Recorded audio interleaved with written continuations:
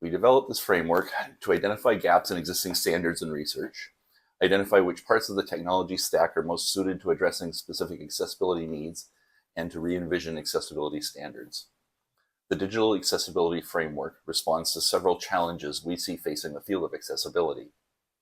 Accessibility guidance is generally developed in response to observed accessibility challenges and established solutions, generally years after the problems emerge. Formal guidelines development is a complicated process, so it can be difficult for some groups to contribute. New types of technologies with new features can expose new kinds of accessibility challenges that haven't been considered yet. And assumptions used in previous accessibility standards might not be applicable to these new technologies. We also need to identify ways to move accessibility solutions lower in the technology stack. Currently, most accessibility guidance places responsibility on content creators. While this is necessary for some situations, many accessibility requirements could be supported by user agents, content management systems, platform technologies, etc.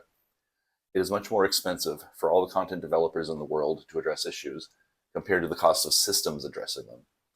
We hope to demonstrate the benefits to the industry of moving responsibility away from the author when possible.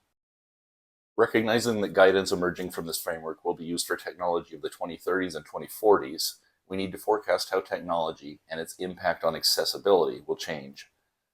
Digital technologies that provide new types of experiences will intersect in new ways with individual characteristics. The increasing number of new types of technologies will also require approaches to accessibility that may not work with separate assistive technologies and accessibility APIs. Also, new approaches to content alternatives are being developed, and we do not assume that text will always be needed as a universal fallback. To address these challenges, we need an ability to predict how technologies are likely to evolve, and a broader knowledge about human variability and how that may interact with the design of new technologies. These goals inform the structure of the framework.